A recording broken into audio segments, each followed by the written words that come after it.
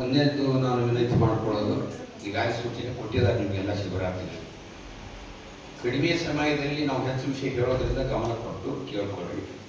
ನಿಮ್ಗೆ ಏನು ಕೇಳಬೇಕಂತ ಪ್ರಶ್ನೆ ಇದೆಯೋ ಅದನ್ನು ನಿಮ್ಮ ಗೈಡ್ಲೈನ್ ನೋಟ್ ಮಾಡ್ತೀನಿ. ಆಮೇಲೆ ನಾವು ಬಿಡುವಿನ ಸಂವಾದ ಸಮಯದಲ್ಲಿ ಅದಕ್ಕೆ ನಿಮ್ಗೆ ಏನು ಬೇಕು ಉತ್ತರ ಕೊಡ್ತೇವೆ. ಮೊದಲೇ ಲಿಂಗಾಯತ ಸಮಾಜ ಏನಾಗಿದೆ ಅಂದರೆ ಇವತ್ತು ಒಂದು ಸಂಘರ್ಷ ಸಂಕೀರ್ಣ ಸ್ಥಿತಿಯಲ್ಲಿ ಇದೆ. ಇದು ಯಾವ ರೀತಿ ಸಂಘರ್ಷಕ್ಕೊಳಗಾಗಿದೆ ಅನ್ನುವಂಥದ್ದನ್ನು 3 ಪ್ರಮುಖ ಅಂಶಗಳನ್ನು ಗುರುತಿಸಿದೆ. ಮೊಟ್ಟ ಮೊದಲನೇದು 2022ರ ನಂತರ ತೀವ್ರವಾದಂತಹ ಸೈದ್ಧಾಂತಿಕ ದಾಳಿ ನಮ್ಮ ಲಿಂಗಾಯತರ ಮೇಲೆ, ಲಿಂಗಾಯತ ತತ್ವದ ಮೇಲೆ ನಡೀತಾ ಇದೆ. ಇದು ಒಂದನೇದು ಸೈದ್ಧಾಂತಿಕ ದಾಳಿ. ಇನ್ನು ಎರಡನೇದ್ದು ನೇರವಾಗಿ ನಮ್ಮ ಮೇಲೆ ಅವರು ನೇರವಾಗಿ ಘರ್ಷಣೆಗೆ ಇಳಿದಿದ್ದಾರೆ ಲಿಂಗಾಯತ ವಿರೋಧಿಗಳು. ಇದು ಯಾವಾಗಿಂದ ಆಗ್ತಾ ಇದೆ ಅಂದರೆ ಬಸವ ಸಂಸ್ಕೃತಿ ಅಭಿಯಾನ ಯಾವಾಗ ಕರ್ನಾಟಕದಾಗ ಆಯಿತು ಆವಾಗಿನಿಂದ ಈ ಒಂದು ಬೆಳವಣಿಗೆಗಳು ಕಂಡು ಬರ್ತಾ ಇದೆ. ಇನ್ನು ಮೂರನೇದಾಗಿ ಇವು ಎರಡಕ್ಕೂ ಮೀರಿ ನಮ್ಗೆ ಗೊತ್ತಾಗಲಾರದಂತಹ ಅವರು ಈ ಒಂದು ಲಿಂಗಾಯತ ತತ್ವಗಳನ್ನು, ಲಿಂಗಾಯತ ಧರ್ಮದ ವಿಷಯಗಳನ್ನು ಮರೆಮಾಸುವಂಥದ್ದು, ವಿಷಯಾಂತರ ಮಾಡೋದು, ಗಮನವನ್ನು ಬೇರೆ ಕಡೆ ಒಯ್ಯುವಂಥದ್ದು ಅನೇಕ ಕೆಲಸಗಳನ್ನ ಅವರು ಮಾಡ್ತಾ ಇದ್ದಾರೆ.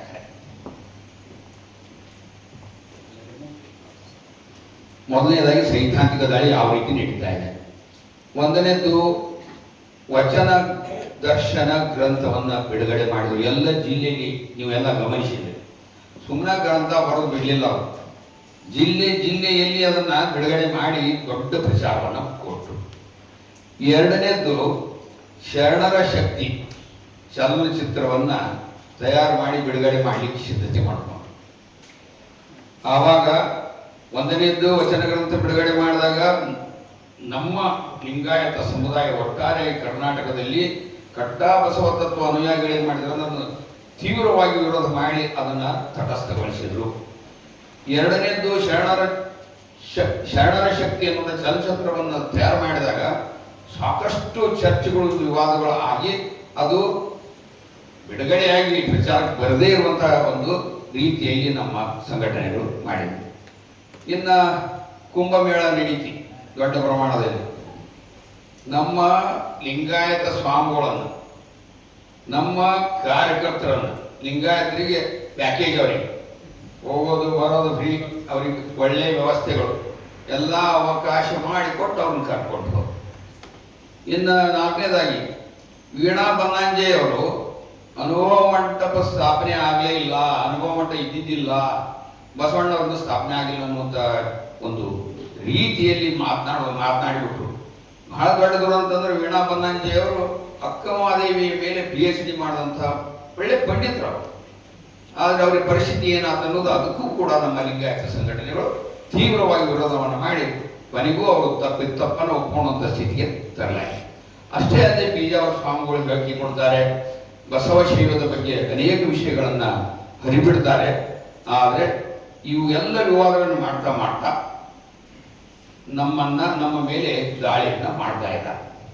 ಇನ್ನು ಎರಡನೇದಾಗಿ ಬಸವ ಸಂಸ್ಕೃತಿ ಅಭಿಯಾನ ನಂತರ ಬಹಳ ಘಟನೆಗಳು ನಡೆದಿಲ್ಲ. ಲಿಂಗಾಯತರು ಅಂದ್ರೆ ಈ ಬಸವ ಸಂಸ್ಕೃತಿ ಅಭಿಯಾನವನ್ನು ನಡೆಸಿದಂತಹ ಎಲ್ಲರೂ ಮಾಂಸ ಮದ್ಯವನ್ನ ಸೇವಿಸುವುದನ್ನು ಪ್ರೋತ್ಸಾಹಿಸಿದ್ರು ಅಂತ ಹೇಳಿ ನಮ್ಮನ್ನ ಟೀಕಾ ಮಾಡ್ತಾ ಹೋದ್ರು. ಒಂದನೇ. ಇನ್ನು ಎರಡನೇದ್ದು ಬಸವ ತಾಲಿಬಾನಿಗಳಂತೆ ಕನೇರಿ ಸ್ವಾಮಿಗಳನ್ನು ಹೇಳಿಸಿದರು. ಆಮೇಲೆ ಕನೇರಿ ಸ್ವಾಮಿಗಳು ಸುಮ್ಮನೆ ಕುಂದಿರಲಿಲ್ಲ, ಅವರು ಅನೇಕ ದ್ವೇಷ ಭಾಷಣಗಳ ಮೂಲಕ ದಾಳಿ ಮಾಡಿದರು. ಆದ್ರೆ ಅದು ತಕ್ಕದ ಅಂತ ಕೋರ್ಟನು ಸಹಿತ ಅನಾಗರಿಕರು ಸುಸಂಸ್ಕೃತ ಅಲ್ಲ ಅನ್ನುವಂತ ಅವರಿಗೆ ಬುದ್ಧಿವಾದ ಹೇಳಿದ ಮೇಲೂ ಅವರು ಬೀಳಲಿಲ್ಲ. ಈ ಒಂದು ನಿರಂತರವಾಗಿ ದ್ವೇಷ ಭಾಷಣೆ ಮಾಡ್ಕೊಂತ ಇನ್ನು ನಮ್ಮ ಮೇಲೆ ಮತ್ತೊಂದು ಅಪವಾದ ಹೇಳ್ತಾರ ಅವ್ರು. ಏನಂದ್ರೆ ನಾವು ಹಿಂದೂ ದೇವರುಗಳನ್ನ ಅವಹೇಳನ ಮಾಡ್ತಾ ಇದ್ದೀವಿ ಅನ್ನುವಂಥ ಹೇಳಿದ್ರು. ಆಮೇಲೆ ಮುಂದೆ ಎಲ್ಲ ತೀರ್ಥಯಾತ್ರೆಗೆ ಹೋಗೋದು, ಗುಡಿಗುಂಡಾರಿಗೆ ಹೋಗೋದು ಸರಿ ಅನ್ನುವಂಥ ರೀತಿಯಲ್ಲಿ ನಮ್ಮ ಮೇಲೆ ಅವರು ನಿಂದನೆಗಳನ್ನ ಮಾಡ್ಕೊಂಡು ಬಂದರು. ಜೊತೆಗೆ ಏನಾಯ್ತು, ಇತ್ತೀಚೆಗೆ ಬಸವಾದಿ ಶರಣರ ಹಿಂದೂ ಸಮಾವೇಶ, ಅವ್ರು ಹಿಂದೂ ಸಮಾವೇಶ ಮಾಡ್ಕೊಳ್ಳಿ, ಅವರ ಧರ್ಮ ಅವರಿಗೆ, ನಮ್ಮ ಧರ್ಮ ನಮಗೆ. ನಾವು ಸ್ವಧರ್ಮವನ್ನು ಪ್ರೀತಿಸಬೇಕು, ಪರಧರ್ಮವನ್ನು ಸಹಿಸಬೇಕು, ಗೌರವಿಸಬೇಕು. ನಾವು ನಾವು ಅದೇ ರೀತಿನ ನಡ್ಕೊಂಡು ಬಂದಿದ್ದೀವಿ. ಈ ರೀತಿಯಲ್ಲಿ ಸೈದ್ಧಾಂತಿಕವಾಗಿ ಲಿಂಗಾಯತರನ್ನ ಕಟ್ಟಿ ಹಾಕುವುದೇ ಅವ್ರದ ಮೊಟ್ಟ ಮೊದಲನೇ ಉದ್ದೇಶ. ಇನ್ನು ಇದು ನೇರವಾದಂತ ನಡೆಸಿದಂತ ಇನ್ನು ಪರೋಕ್ಷವಾಗಿ ಸುಮಾರು 25-30 ವರ್ಷ ಅಲ್ಲ, ಸ್ವಾತಂತ್ರ್ಯದ ಕಾಲದಿಂದನೂ ಹಿಂದಿಂದ ನಡ್ಕೊಂಡು ಬರ್ತಾ ಇದೆ ನಮ್ಮ ದೇಶದಲ್ಲಿ. ಏನಂದ್ರೆ ಇತ್ತೀಚೆಗೆ ಸುಮಾರು 30-40 ವರ್ಷಗಳ ಹಿಂದಿನಿಂದ ಸ್ವದೇಶಿ ಆಂದೋಲನ, ಆಜಾದಿ ಬಚಾವೋ ಆಂದೋಲನ, ಭಾರತ ಸ್ವಾಭಿಮಾನ ಆಂದೋಲನಗಳು ನಡೆದು ಇದನ್ನ ಯಾರು ನಡೆಸಿದ್ರು ಅನ್ನೋದು ಗೊತ್ತೈತಿ. ಅವ್ರ ಭಾಷಣ ನಾವು ಎಲ್ಲರೂ ಕೂಡ ಕೇಳೇವಿ.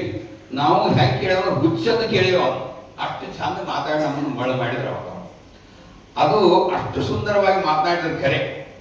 ಅವರು 3 ಪ್ರಮುಖ ವಿಷಯಗಳನ್ನ ತಗೊಂಡು, ಒಂದನೇದು ಸ್ವದೇಶಿ ವಸ್ತುಗಳನ್ನು ಬಳಕೆ ಮಾಡಬೇಕು ಅನ್ನುವಂಥದ್ದು, ಎರಡನೇದು ಭಾರತೀಯ ಕೃಷಿ ಮತ್ತು ಕೈಗಾರಿಕೆ ಉಳಿಸಬೇಕು ಅಂತ ಹೇಳಿದ್ರು, ಮೂರನೇದಾಗಿ ಯೋಗ ಬಾಬಾರ ಮುಖಾಂತರ ಭ್ರಷ್ಟಾಚಾರ ನಿರ್ಮೂಲನೆ ಯೋಗ ಮಾಡಬೇಕಂತೇಳಿ ಪ್ರಚಾರ ಮಾಡಿ ಅಂತಾರಾಷ್ಟ್ರೀಯ ಯೋಗ ದಿನಾಚರಣೆ ಮಾಡಿದ್ರು.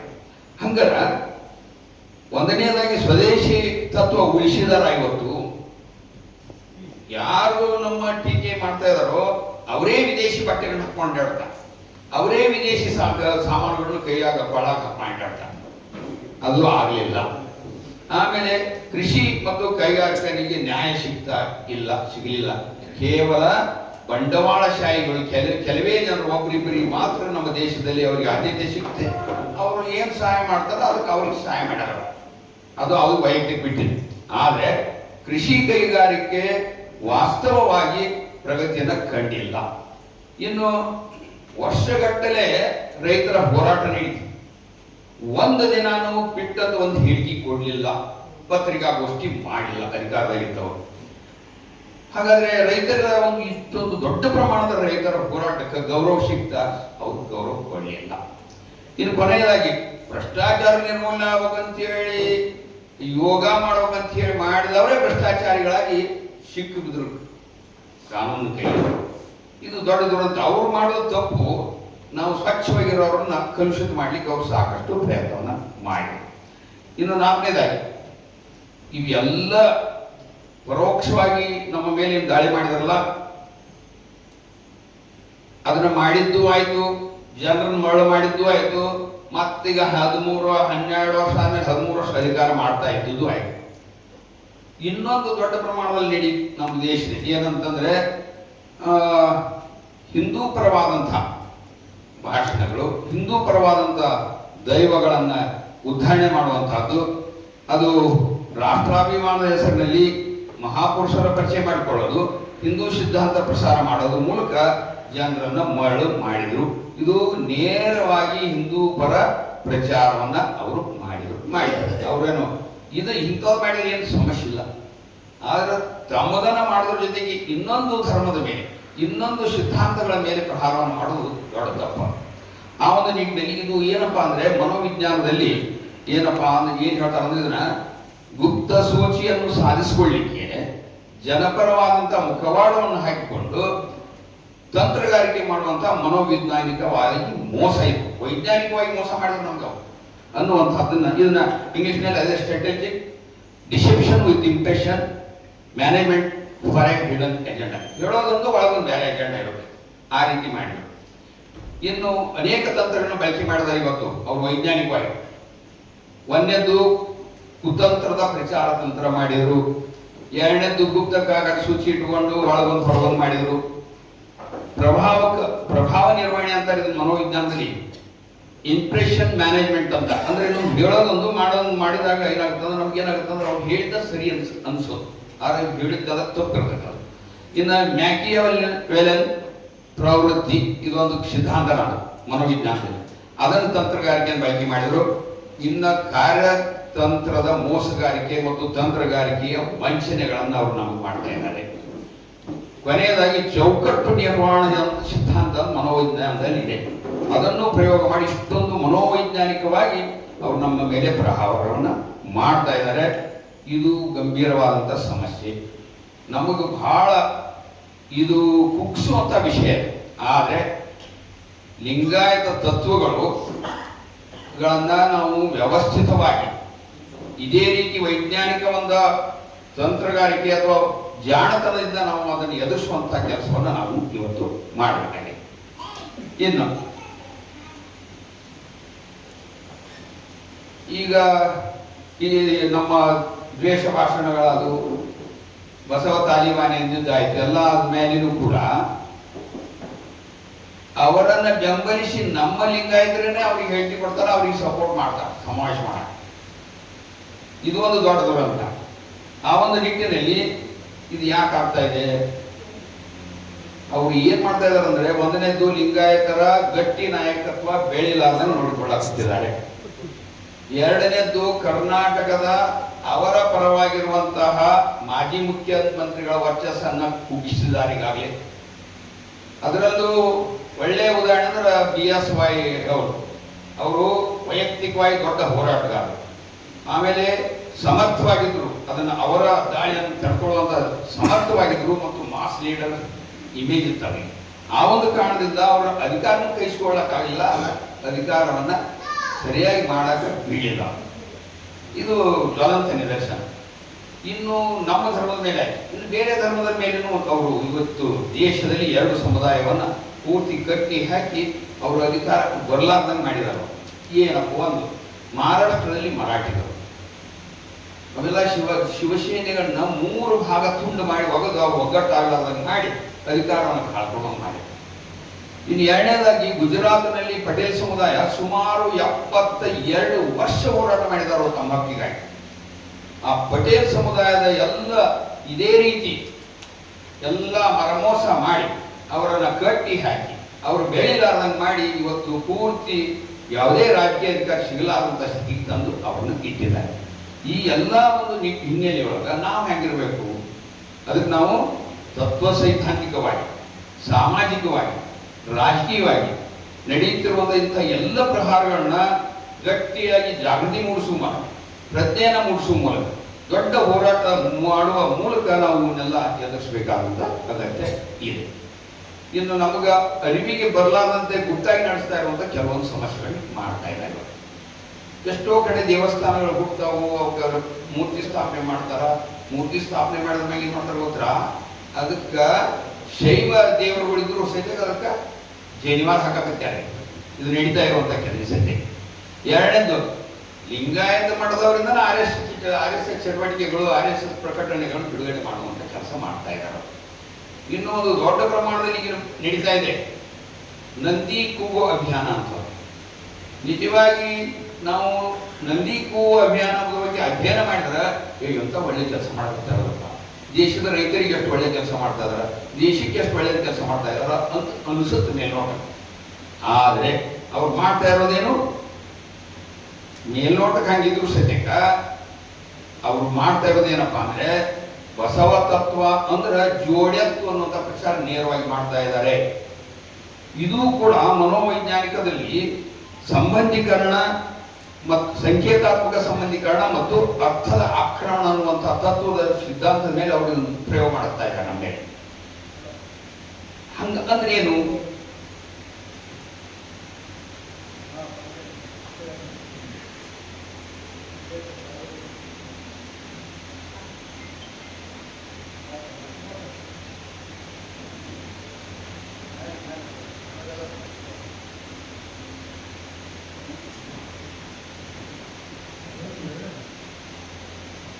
ಆ ಎರಡು ತತ್ವಗಳು ಅಂದ್ರೆ ಏನು? ಅದ್ ಯಾವ ರೀತಿ ಪ್ರಾಕ್ಟಿಕಲ್ ಮಾಡಕತ್ತಾರ ಅಂದ್ರೆ, ಬಸವಣ್ಣ ಅಂದ್ರೆ ಇವತ್ತು 4 ಕಾಲಿನ ಎತ್ತು, ನಂದಿ ಅಂದ್ರ ಬಸವಣ್ಣ ಅಂದ್ರ 4 ಕಾಲಿನ ನಂದಿ ಅಂತ ಪ್ರಚಾರ, ನೇರವಾಗಿ ಪ್ರಚಾರ ಮಾಡ್ತಾ ಇದ್ದಾರೆ. ಆಮೇಲೆ ಬಸವ ತತ್ವದ ಕೃಷಿ ಅಂತ ಹೇಳಿ ಜೋಡೆತ್ತಿನ ಕೃಷಿಯನ್ನ ರೈತನ ಕೆಲಸ ಮಾಡುವಂತಹದ್ದು, ಇದು ಬಸವ ತತ್ವ ಅನ್ನುವಂತಹದ್ದನ್ನ ನೇರವಾಗಿ ಪ್ರಸಾರ ಮಾಡ್ತಾ ಇದ್ದಾರೆ.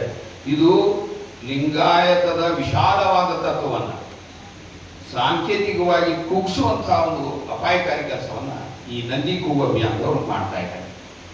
ಇನ್ನು ಬಸವಣ್ಣನವರನ್ನ ಸಾಂಸ್ಕೃತಿಕ ನಾಯಕರು ಅಂತ ಹೇಳಿ ನಮ್ಮ ಕರ್ನಾಟಕ ಸರ್ಕಾರ ಘೋಷಣೆ ಮಾಡಿ ಅವಾಗ ನೇರವಾಗಿ ಹೇಳಿದ್ರು, ಏನ್ರಪ್ಪ ಗುಡಿಗೆ ಹೋಗೋದು ಬಿಡ್ತೀರಿ ನೀವು ಅಂತ ಕೇಳ್ತಾರೆ ಜನ. ಇಲ್ಲ ಅಂತಾರೆ ಜನ. ತೀರ್ಥಯಾತ್ರೆಗೆ ಹೋಗೋದು ಬಿಡ್ತೀರಾ? ಇಲ್ಲ. ಮನೆದೇವ್ರಿಗೆ ಹೋಗೋದು ಬಿಡ್ತೀರಾ ನೀವು ಅಂತ. ಇಲ್ಲ ಅಂತದ್ದು. ಮತ್ತು ಅಲ್ಲಿ ಕುಂತ್ಕೊಂಡವ್ರು ಎಲ್ಲರೂ ರೊಕ್ಕ ಕೊಟ್ಟು ಕರ್ಕೊಂಬಂದಂತ.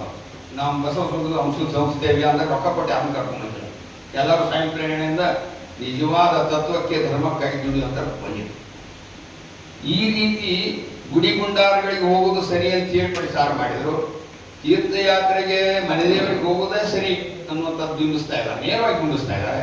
ಗಿಡ ಮರ ಕಲ್ಲು ಕಾಲ್ಪನಿಕ ದೇವರುಗಳನ್ನ ಪೂಜೆ ಮಾಡೋದು, ಮೂಢನಂಬಿಕೆ ಕಂದಾಚಾರಗಳನ್ನ ಮಾಡೋದೇ ಸರಿ ಅಂತ ಹೇಳಿ ಅವ್ರು ನೇರವಾಗಿ ಪ್ರಚಾರ ಮಾಡ್ತಾ ಇದ್ದಾರೆ.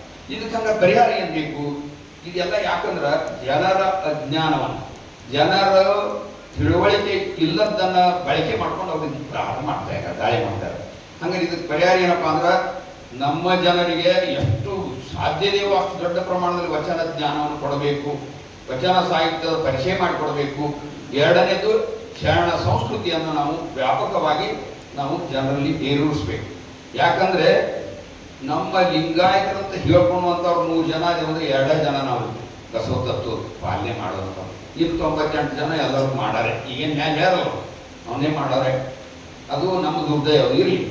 ಅದನ್ನ ಏನಾದ್ರೂ ನಮ್ದು 98% ಏನು ಮಾಸ ಐತಲ್ಲ, ಅವರಲ್ಲಿ ಈ ವಚನ ಜ್ಞಾನ ಮತ್ತು ಶರಣ ಸಂಸ್ಕೃತಿಯನ್ನ ಮೈಗೂಡಿಸುವಂತ ಕೆಲಸವನ್ನು ಮಾಡುವಂತಹದ್ದು ಅತ್ಯವಶ್ಯವಾಗಿದೆ. ಇನ್ನು ನಮ್ಮ ಮುಂದಿರುವಂತಹ ಅನೇಕ ಪ್ರಶ್ನೆಗಳು ನಮ್ಗಲ್ಲ. ಈ ಸಂಘರ್ಷಕ್ಕೆ ಕಾರಣ ಏನು ಅನ್ನುವಂಥದ್ದು ಕಂಡುಕೋಬೇಕು. ಇದರ ಗಂಭೀರತೆ ಎಷ್ಟೈತೆ ಅನ್ನುವಂಥದ್ದನ್ನು ತಿಳ್ಕೋಬೇಕು. ಅದು ಬೆಳೆಯುತ್ತಿರುವಂತಹ ರೀತಿಯನ್ನ ಅರಿತುಕೊಂಡು ಅದಕ್ಕೆ ಮುಂದೆ ಏನ್ ಮಾಡ್ಬೇಕು ಅನ್ನೋದು ತಿಳ್ಕೋಬೇಕು.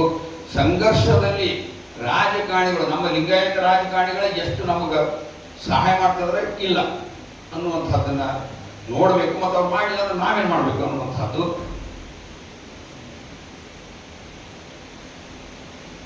ಆಯ್ತು, ಸಮಯದಲ್ಲಿ ಮುಗಿಸ್ತೀನಿ. ಇದಕ್ಕೆ ಲಿಂಗಾಯತ ಪ್ರತಿಕ್ರಿಯೆ ಹೇಗಿದೆ ಅನ್ನುವಂಥದ್ದು ಇಂಥ ಪ್ರಶ್ನೆಗಳನ್ನ ನಾವು ಪ್ರಶ್ನೆ ಮಾಡ್ಕೊಂಡು ಕೆಲಸ ಮಾಡಬೇಕಾಗಿದೆ. ಲಿಂಗಾಯತರ ರಾಜಕೀಯ ದೌರ್ಬಲ್ಯದ ಲಾಭವನ್ನ ಅವರು ಪಡೆದುಕೊಳ್ತಾ ಇದ್ದಾರೆ. ಎರಡನೇದು, ಲಿಂಗಾಯತ ಧರ್ಮದಲ್ಲಿ 102 ಉಪಪಂಗಡಗಳು ಹಂಚಿ ಹೋಗಿರುವ ಒಗ್ಗಟ್ಟಿನ ಕೊರತೆ. ಅವೆಲ್ಲ ಹಂಚಿ ಹೋಗ್ಬಿಟ್ಟು ಇವತ್ತು ಲಿಂಗಾಯತರಂತ ಕೇವಲ 4-5 ಪಂಗಡದವ್ರು ಅಷ್ಟೇ ನಾವು ಲಿಂಗಾಯತ, ಬಾಕಿದವರಲ್ಲ. ಅದಕ್ಕೆ ಯಾಕಂದ್ರೆ ಮುಂದೆ ಹೇಳಿ, ಲಿಂಗಾಯತರಲ್ಲೇ 98% ಜನ ನಿಜ ತತ್ವ ಆಚರಣೆ ಮಾಡದೇ ಇರುವಂತಹ ದೌರ್ಬಲ್ಯ ನಮ್ಮಲ್ಲಿ. ರಾಮ ಕೃಷ್ಣ ಆಂಜನೇಯ ಗಣಪತಿ ತಿರುಪತಿ ಯಲ್ಲಮ್ಮ ಮಂಜುನಾಥ ಅಯ್ಯಪ್ಪ ಸ್ವಾಮಿ ಹೋಗ್ತೇವೆ, ಆ ಒಂದು ದೌರ್ಬಲ್ಯವನ್ನು ಬಳಕೆ ಮಾಡಿಕೊಡ್ತಾರೆ. ವಿಭೂತಿ ರುದ್ರಾಕ್ಷಿ ಇಷ್ಟಲಿಂಗ ಧಾರಣೆ ಮತ್ತು ಅರ್ಚನೆ ಅಂದ್ರೆ ನಮ್ಮ ಸಂಸ್ಕಾರಗಳು ಸಂಸ್ಕೃತಿಯನ್ನು ಪಾಲನೆ ಮಾಡದೇ ಇರುವಂತಹ ದೌರ್ಬಲ್ಯ. ಹೀಗೆ 10 ನಡವಳಿಕೆಗಳನ್ನ ಇಲ್ಲದೇ ಇರೋದ್ರಿಂದ ಆ ನಮ್ಮ ಒಗ್ಗಟ್ಟು ನಮ್ಮಲ್ಲಿ ಕಡಿಮೆ ಇದೆ, ಅದರ ದುರ್ಬಳಕೆಯನ್ನು ಮಾಡ್ಕೊಳ್ತಾ ಇದ್ದಾರೆ. ಇನ್ನು ಲಿಂಗಾಯತರಲ್ಲಿಯೇ ಮೇಲ್ವರ್ಗದವರು ಉಳಿದವರನ್ನ ಬಸವಣ್ಣನವರಂತೆ ಅಪ್ಪಿಕೊಳ್ಳದೇ ಇರುವಂತಹ ದೌರ್ಬಲ್ಯ ನಮ್ಮಲ್ಲಿ. ಮತ್ತು ನೆಕ್ಸ್ಟ್ ಲಿಂಗಾಯತರಲ್ಲಿಯೇ ಹಿಂದುಳಿದವರು ಮತ್ತು ದಲಿತರನ್ನ ನಾವು ಲಿಂಗಾಯತರು ಅಂತ ಹೇಳುವಂತ ಮನಸ್ಥಿತಿ ಅವರಿಗೆ ಹೋಗಿರುತ್ತೆ. ಯಾಕಂದ್ರೆ ಕಾನೂನು ವರದಿ ಆಯೋಗ ಯಾವಾಗ ಒಂದು ಇಂಪ್ಲಿಮೆಂಟೇಷನ್ ಆಯ್ತು, ಆವಾಗ ಮೀಸಲಾತಿ ಸೌಲಭ್ಯಕ್ಕಾಗಿ ಅವರು ಏನ್ ಮಾಡಿಬಿಟ್ರು, ಲಿಂಗಾಯತದ ಕಾಳಿಸ್ಕೊಂಡು ಹೋಗ್ಬಿಟ್ರು. 95-96 ಪಂಗಡಗಳು ತಮ್ಮ ಜಾತಿ ಹೆಸರು ಹೇಳ್ತಾರೋ ಲಿಂಗಾಯತ ಹೇಳೋದಿಲ್ಲ. ಮುಂದೆ ಈ ಧನಬಲವಿರುವಂತಹ ಲಿಂಗಾಯತ ನಾಯಕರು ಏನ್ ಮಾಡಿದ್ರು, ತಾವು ಬೆಳೆದ್ರೆ ಹೊತ್ತು ಸಮಾಜವನ್ನ ಬೆಳೆಸೋ ಕೆಲಸ ಮಾಡಲಿಲ್ಲ. ಆಮೇಲೆ ಈ ಎಲ್ಲ ದೌರ್ಬಲ್ಯಗಳ ಸರಮಾಲೆಯನ್ನು ನಮ್ಮ ಜೊತೆ ಇದೆ. ಮತ್ತು ಇಂಥ ದೌರ್ಬಲ್ಯಗಳ ಮಧ್ಯದಲ್ಲಿ ನಾವು ಪ್ರಬಲವಾಗಿ ಕೆಲಸ ಮಾಡಬೇಕಾಗೈತೆ. ಈ ಚಿಂತನೆಯನ್ನು ನಮಗ ಆಧಾರವಾಗಿಟ್ಟು ನಮಗೆ ಕೆಲಸ ಮಾಡ್ತಾ ಇರೋದು ಅಂದ್ರೆ ಬಸವ ಮೀಡಿಯಾದವರು. ಅವರಿಗೆ ನಾವು ನಿಶ್ಚಿತವಾಗಿ ಬಹುಶಃ ಈ ನಮ್ಮ ಇತಿಹಾಸದಲ್ಲಿ ಬಸವ ಮೀಡಿಯಾದವರು ಕೊಟ್ಟಂತ ಈ ಪರಿಕಲ್ಪನೆ ಹಿಂದೆ ಯಾರು ಕೆಲಸ ಮಾಡಿ, ಆ ದೃಷ್ಟಿಯಿಂದ ಈ ಬಸವ ಶಕ್ತಿ ಶಿಬಿರಗಳನ್ನು ನಡೆಸುವ ಮೂಲಕ ಆ ಬಸವ ಶಕ್ತಿ ಶಿಬಿರಗಳಲ್ಲಿ ನಮ್ಮ ಜನರಿಗೆ ಆ ಒಂದು ಪ್ರಜ್ಞೆಯನ್ನು ಮೂಡಿಸುವಂತ ಕೆಲಸವನ್ನ, ಒಗ್ಗಟ್ಟನ್ನು ಮೂಡಿಸುವ ಕೆಲಸವನ್ನ ಬಸವ ಮೀಡಿಯಾ ಮಾಡ್ತಾ ಇದ್ದಾರೆ. ಇನ್ನು ನಾನು ನೇರವಾಗಿ ಒಂದೊಂದೇ ಪಾಯಿಂಟ್ ಅಲ್ಲಿ ಹೇಳ್ಕೊಂಡು ಹೋಗ್ಬಿಡ್ತೇನೆ. ಇದನ್ನು ನಿಮ್ಗೆಲ್ಲ PPT ಕೊಡ್ತೀವಿ, ಇದು PDF ಕೊಡ್ತೀವಿ ನಾವು. ಆಮೇಲೆ ಆ ವ್ಯವಸ್ಥೆ ಮಾಡೋದಕ್ಕೆ ಹೇಳಿದ್ದೀನಿ, ಅವರು ಅಧ್ಯಕ್ಷರಿಗೂ ಹೇಳಿದೀವಿ. ನೀವೇನು ರಿಜಿಸ್ಟರ್ ಮಾಡಿದಾರಲ್ಲ ನಿಮ್ಗೆಲ್ಲರಿಗೂ ಇದು ಬರುತ್ತೆ. ನಾನೇನು ಓದ್ತಾ ಹೋಗ್ತೇನೆ. ಕಟ್ಟಾ ಬಸವ ತತ್ವ ಅನುಯಾಯಿಗಳು ಯಾವುದೇ ರಾಜಕೀಯ ಗೋಜಿಗೆ ಹೋಗದೆ ತಮ್ಮ ಆಚರಣೆ ಮಾಡ್ಕೊಂತ ಶಿವಾನುಭವ ಶರಣ ಕಮ್ಮಟ ಅವೆಲ್ಲ ಮಾಡ್ಕೊಂತ ತಮ್ಮಷ್ಟಕ್ಕೆ ತಾವು ಕೆಲಸ ಮಾಡ್ಕೊಂತಾರ. ಇನ್ನು ಕೆಲವು ಕಟ್ಟಾ ಬಸವ ತತ್ವ ಅನುಯಾಯಿಗಳು ರಾಜಕೀಯದಲ್ಲಿ ಪಾಲ್ಗೊಳ್ಳಿಕ್ಕೆ ಇಷ್ಟನೇ ಇಲ್ಲ, ರಾಜಕೀಯ ಅಂದ್ರೆ ಅಲರ್ಜಿ ಆ ರೀತಿ. ಇನ್ನು ರಾಜಕೀಯದಲ್ಲಿರುವಂತಹ ಲಿಂಗಾಯತ ನಾಯಕರು ಏನಾಗಿತ್ತು, ಕೆಲವು ಮಂದಿ ಸೆಕೆಂಡ್ ಲೈನ್ ಲೀಡರ್ಸ್ ಇರ್ತಾರೆ. ಅವ್ರು ತಮ್ಮ ಅಸ್ತಿತ್ವ ಉಳಿಸ್ಕೊಳ್ಳಿ, ತಮ್ಮ ನಾಯಕತ್ವವನ್ನು ಬೆಳೆಸ್ಕೊಳ್ಳಿಕ್ಕೆ ಕಷ್ಟಪಡ್ತಾ ಇಲ್ಲ. ಇನ್ನು ಕಾರ್ಯಕರ್ತರು ಹೆಂಗಪ್ಪ ಅಂದ್ರೆ ಕಾರ್ಯಕರ್ತರು ಪಾಪ ಸಾಕಷ್ಟು ಜನ ಪಕ್ಷದಲ್ಲಿ ಎಲ್ಲ ಪಕ್ಷದಲ್ಲಿ ಇದ್ದಾರೆ ನಮ್ಮವರು. ಆದ್ರೆ ಆ ಪಕ್ಷದಲ್ಲಿ ತಮ್ಮ ಒಂದು ವ್ಯಕ್ತಿತ್ವವನ್ನು ಗುರುತಿಸುವಂತ ಕೆಲಸದಲ್ಲೇನೆ ಪಾಪ ಅವರು ಪ್ರಯತ್ನದಲ್ಲಿ ಇದ್ದಾರೆ. ಇನ್ನು ಆರ್ಥಿಕವಾಗಿ ಸಬಲರಿಲ್ಲ, ಸಬಲರಿದ್ದವರು ನಮಗೆ ಸಬಲತೆಯನ್ನು ತಂದು ಕೊಟ್ಟಿಲ್ಲ. ಇನ್ನೊಂದು ವಿಶೇಷ, ಇವರೆಲ್ಲ ನಾಯಕರು ಏನ್ ಮಾಡ್ತಾರೆ ಅಂದ್ರೆ ಲಿಂಗಾಯತ ನಾಯಕರೇ ಮಾಡ್ತಾರೆ. ಈ ಬಸವ ತತ್ವ ಕಟ್ಟಾಭಿಮಾನಿಗಳನ್ನ ಬಿಡ್ತಾ ಬರೇ ಲಿಂಗಾಯತ ಅಂತ ಹೇಳ್ಕೊಂಡು ಆಡಿರ್ತಾರಲ್ಲ, ಎಲ್ಲ ದೇವ್ರ ಪೂಜೆ ಮಾಡ್ಕೊಂಡು ಆಡಿರ್ತಾರಲ್ಲ, ಅಂಥವ್ರನ್ನ ಕರ್ಕೊಂಡು ಕಾರ್ಯಕ್ರಮ ಮಾಡ್ತಾರೆ. ಇದು ಈ ಬಹಳ ಇದು ಅತಿಶಯೋಕ್ತಿಯಾಗಿ ನಡೀತಾ ಇದೆ. ಇನ್ನು ರಾಜಕೀಯದಲ್ಲಿರುವಂಥ ನಾಯಕರು ಏನ್ ಮಾಡ್ತಾರೆ ಗೊತ್ತಂದ್ರೆ ತಮ್ಮ ಸಮುದಾಯದ ಓಟುಗಳನ್ನ ಕ್ರೋಢೀಕರಣ ಮಾಡ್ಕೊಂತಾರೆ. ಅದ್ರ ಜೊತೆಗೆ ಉಪ ಪಂಗಡಗಳ ಜನರನ್ನು ಕ್ರೋಢೀಕರಣ ಮಾಡಿ ತಾವು ಗೆಲ್ಲೋದು ತಮ್ಮ ಅಧಿಕಾರವನ್ನು ಪಡಿಸಲಿಕ್ಕೆ ಪ್ರಯತ್ನ ಮಾಡ್ತಾರೆ. ಇನ್ನು ಕೆಲವು ಅಂದ್ರೆ ಪ್ರಬಲವಾಗಿ ರಾಜಕೀಯದಲ್ಲಿ ಇವತ್ತು ಶಕ್ತಿಯುತವಾಗಿರುವಂಥ ನಮ್ಮ ಲಿಂಗಾಯತ ಪಂಗಡಗಳು ಅನೇಕ ಬಣಲಿಗರು, ಪಂಚಮಸಾಲರು, ರೆಡ್ಡಿಯರು, ಕುರುಬರು, ಸಾರು, ವಾಲ್ಮೀಕಿ ಇವರೆಲ್ಲ ಏನ್ ಮಾಡ್ತಾರೆ ಅಂತಂದ್ರೆ ತಮ್ಮ ತಮ್ಮ ಸಮುದಾಯದ ಸಬಲೀಕರಣ ಮಾಡಿಕೊಂಡು ಬೇರೆ ಪಂಗಡದವರು ಸಹಾಯ ಮಾಡಿಕೊಂಡು ಅವರು ತಮ್ಮವನ್ನ ಅಸ್ತಿತ್ವವನ್ನು ಬೆಳೆಸ್ಕೊಂಡು ಹೋಗ್ತಾ ಇದ್ದಾರೆ. ಇನ್ನು ಲಿಂಗಾಯತರ ಅಲ್ಪಸಂಖ್ಯಾತರು ಇರ್ತಾರೆ, ವೋಟರ್ಸ್ ಅಲ್ಲಿ ಲಿಂಗಾಯತರಿಗೆ ಕಡಿಮೆ ಇರ್ತಾರೆ. ಅಂತಲ್ಲಿ ಏನ್ ಮಾಡ್ತಾರೆ ಅಂದ್ರೆ ಎಲ್ಲಾ ಸಮುದಾಯದವರು ಉಪಯೋಗ ಮಾಡ್ಕೊಂಡು ನಮ್ಮ ಲಿಂಗಾಯತ ನಾಯಕರು ಬೆಳೀತಾ ಇದ್ದಾರೆ. ಒಟ್ಟಾರೆಯಾಗಿ ಇಲ್ಲಿ ಒಂದು ಅಂಶವನ್ನು ಗಮನಿಸಬೇಕು. 102 ಪಂಗಡಗಳು ಎಲ್ಲವೂ ಒಗ್ಗಟ್ಟಾಗಿ ಏಕತ್ರವಾಗಿ ನಾವು ಕೆಲಸ ಮಾಡಿದರೆ ಮಾತ್ರ ಈ ಲಿಂಗಾಯತಕ್ಕೆ ಅಸ್ತಿತ್ವ ಇರುತ್ತೆ ಅನ್ನುವಂಥದ್ದನ್ನು ನಾವು ಗಮನದಲ್ಲಿ ಇಟ್ಕೋಬೇಕು. ಆಮೇಲೆ ಇನ್ನು ಇವೆಲ್ಲ ವಿಷಯಗಳಿಗೆ ನಾವು ಮಾಡಬೇಕಾಗಿದ್ದು ಏನಾದರೂ ಮನೆಯಾಗ ಕೂತ್ಕೊಂಡು ಎಲ್ಲೋ ಒಂದು ಕಾರ್ಯಕ್ರಮ ಮಾಡಿದ್ರೆ ಆಗೋದಿಲ್ಲ. ಕಾರ್ಯಕ್ರಮ ನಡೀತಾ ಇರಲಿ, ಸೈದ್ಧಾಂತಿಕ ಕಾರ್ಯಕ್ರಮ ನಡೀಲಿ, ತಾತ್ವಿಕ ಕಾರ್ಯಕ್ರಮ ನಡೀತಾ ಇರಲಿ, ಬಟ್ ಮನೆಗೆ ನಾವು ಹೋಗಿದ್ದನ್ನ ಪ್ರಸಾರ ಮಾಡಬೇಕಾಗಿದೆ, ಈ ಪ್ರಜ್ಞೆಯನ್ನು ಕೊಡಬೇಕಾಗಿದೆ. ಇನ್ನು ದೊಡ್ಡ ವಿಷಯ ಅಂತಂದ್ರೆ ಇದನ್ನು ಮಾಡಲೇಬೇಕು. ದಯವಿಟ್ಟು ಬಸವ ಮೀಡಿಯಾದವ್ರನ್ನ ಬಹಳ ಗಮನಿಸ್ಬೇಕು. ಏನಂದ್ರೆ ಇವತ್ತು 2 ಉದಾಹರಣೆ ನಮ್ಮ ಕಣ್ಣಿದೆ. ಒಂದು, ಈ ಸದ್ಯಕ್ಕೆ ಕೇಂದ್ರ ಸರ್ಕಾರದಲ್ಲಿರುವಂತಹ ಪಕ್ಷ ಮತ್ತು ಇಸ್ಲಾಂ ಧರ್ಮೀಯರು AI ತಂತ್ರಜ್ಞಾನವನ್ನು ಬಳಕೆ ಮಾಡಿಕೊಂಡು 140 ಕೋಟಿ ಜನರ ಮನೋಭಾವನೆ ಹೆಂಗಿದೆ ಅನ್ನೋದು ಅಸೆಸ್ಮೆಂಟ್ ಮಾಡಿ ಇಟ್ಕೊಂಡಿದ್ದಾರೆ. ಈಗ ಅಧಿಕಾರ ಉಳಿಸ್ಕೊಳಕ್ ಬಳಕೆ ಮಾಡ್ತಾ ಇದ್ದಾರೆ. ಅವರು ಅಧಿಕಾರಕ್ಕೆ ಬರಕ್ ಮಾಡಕತ್ತಾರ. ಬಹಳ ಚಂದ ವ್ಯವಸ್ಥಿತವಾಗಿ ನಡೀತಾ ಇದೆ. ಆ ಒಂದು ಜಾಣತನವನ್ನು ಈ ತಂತ್ರಜ್ಞಾನಗಳನ್ನು ಬಳಕೆ ಮಾಡಿಕೊಂಡು ಎಲ್ಲ ಮಾಧ್ಯಮಗಳನ್ನು ಬಳಕೆ ಮಾಡಿಕೊಂಡು ನಾವು ಯುದ್ಧೋಪಾದಿಯಲ್ಲಿ ಕೆಲಸ ಮಾಡುವಂತಹದ್ದು ಬಹಳ ಅವಶ್ಯಕತೆ ಇದೆ. ಇನ್ನು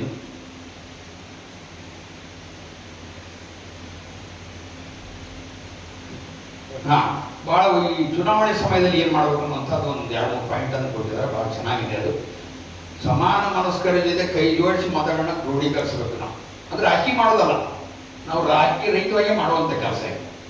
ಅಂದ್ರೆ ಇಸ್ಲಾಮಿಗರಿರ್ತಾರೆ, ಸಿಖ್ರಿರ್ತಾರ, ಕ್ರಿಶ್ಚಿಯನ್ ಇರ್ತಾರ, ಅವರು ಆತ್ಮೀಯತೆಯನ್ನು ಮಾಡಿಕೊಂಡು ನಾವು ಅವರು ಸೇರಿ ಒಂದೇ ದೇವಿ ಅನ್ನುವಂತ ಬಿಂಬಿಸ್ಬೇಕು. ಅವಾಗ ಏನಾಗುತ್ತೆ, ನಮ್ಮಲ್ಲಿ ಓಟ್ ಭಾಳ ಅದಾವು ಅಂದಾಗ ಅವ್ರು ರಾಜಕಾರಣಿಗಳು ಯಾರೇ ಇರಲಿ, ಅವರು ಲಿಂಗಾಯತರಲ್ಲಿ ಲಿಂಗಾಯತ ಇರಲಿ, ಅವರು ನಮ್ಮ ಕಡೆ ಗಮನ ಕೊಡ್ತಾರೆ, ನಮ್ಗೆ ಏನಾಗತ್ತೆ ಅಂತ ಪೂರೈಸಲಿಕ್ಕೆ ಪ್ರಯತ್ನ ಮಾಡ್ತಾರೆ.